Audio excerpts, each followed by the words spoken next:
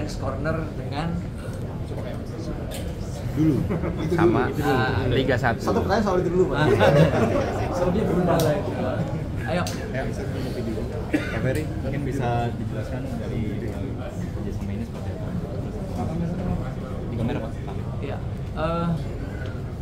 Pertama mengenai BRI Fans Corner ini memang merupakan bagian dari interaksi yang kita lakukan untuk mengembangkan corner-corner ataupun tempat-tempat di mana official merchandise atau merchandise dari klub-klub itu bisa didapat. Nah, kemudian kerjasama ini memang menjadi bagian untuk sama-sama bisa bersinergi. Ya, kebutuhan klub adalah bagaimana bisa mendapatkan added value atau tambahan finansial melalui jersey-jersey yang bisa juga dijual.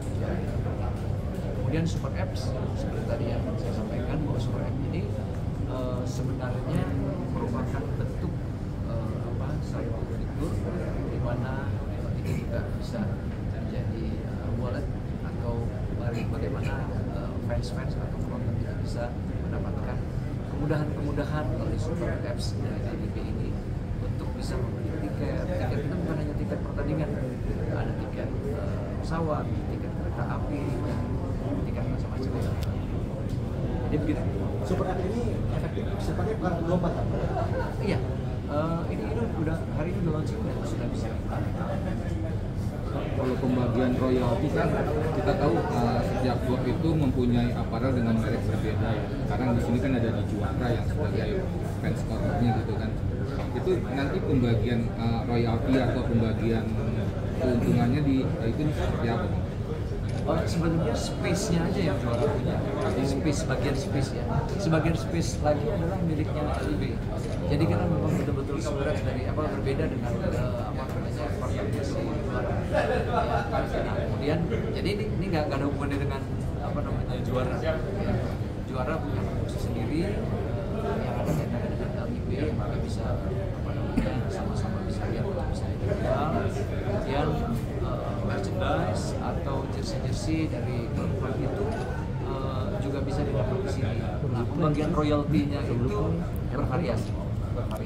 Tapi kita punya standarisasi bahwa klub punya kebiasaan terhadap corner dari fansnya masing-masing, maka kita juga nggak akan istilahnya lebih murah atau nggak akan menyulitkan kebijakan yang dilakukan mereka. Rencananya dibangun di mana Pak? Fan corner? Kalau sekarang kan sudah ada ya di klubnya masing-masing. Kalau untuk Indonesia, untuk yang di Jakarta sementara yang itu kita lihat perkembangan nanti seperti apa. Pak, soal VAR Pak, update dari mana Pak? Kan? Oke. Kalau dari sisi persiapan ya sampai dengan hari ini VAR semuanya sudah on track. Persiapan itu kan ada beberapa tahap. Ini sudah masuk dalam tahapan finalisasi. Ya. Kalau dari segi infrastruktur, ya itu kita tinggal membutuhkan 2-3 minggu lagi karena ada sebagian bukan kendala, ada sebagian modifikasi yang kita lakukan. Pertama kaitannya dengan VO Arum. VO Arum itu kan memang ada dua tipe. VO Arum yang ada di stadion, ya itu untuk saat ini karena ada beberapa stadion yang sedang direnovasi, hanya ada 5 stadion yang bisa permanen sekarang. Selebihnya kita sudah menyiapkan sampai dengan fans. Mobil fan itu menjadi mobile VOR. VOR mobile. Jadi itu artinya tidak melekat di stadion, tetapi itu menjadi pemilik dari stadion itu sendiri. Karena saat ini seperti let's say misalnya kita katakan Persita punya sedang direnovasi, dia akan migrasi ke tempat stadion yang lain. Nah, stadion-stadion itulah yang akan ada fan atau kendaraan-kendaraan yang mobile untuk bisa dipasang VOR. Nah, sementara kalau untuk kamera dan lain-lain itu semua standar. Itu kan memang ada di dalam TV broadcast, kemudian stadion sendiri punya infrastruktur itu yang akan kita siapkan. Pak, berarti memastikan aja Kemudian, di kedua, Februari ini kita harusnya sudah oke. Hanya tahap terakhir yang saya sampaikan tadi, kesiapan dari finalisasi training dari wasit. Ini yang istilahnya bukan ada di ranah kita, tetapi kita sama-sama support dan Liga berkeyakinan segala sesuatunya selesai. Jadi 2 tahap tuh, ya. Fase di mana yang LIB punya itu semuanya clear, on track. Ya kalau bicara dari prestasinya sudah selesai.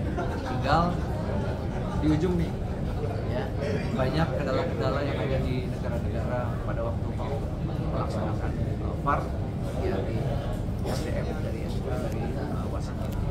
Kalau persiapan SDM di Indonesia bermasalah nggak Pak? Ada kendala nggak Pak? Saya belum dapat update finalnya ya, hanya memang kemarin dari angka eksaktanya saya nggak hafal, hanya dari sekian banyak yang di tes ya, dievaluasi itu baru mungkin sekitar 50-60%. Nah, jumlah itu apakah memadai atau enggak, saya sendiri belum dapat update dari PSSI. Pak, jadi untuk pastinya di pekan berapa untuk menerapkan?